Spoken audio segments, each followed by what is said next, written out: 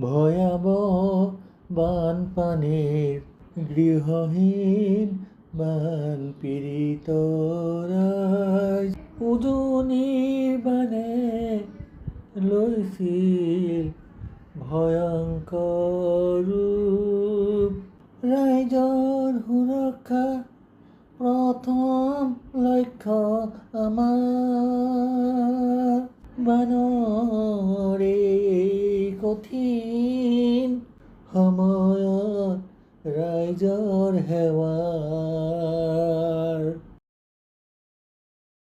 সাহস দিয়াৰ লক্ষ্যৰে আগবাঢ়ো আমি। স্বাস্থ্যৰ প্ৰতি লক্ষ্য ৰাখি কাষত আমি হলো থিয়। মানুহে মানুহৰ বাবে আজি আমি বানপীড়িত ৰাইজৰ বাবে।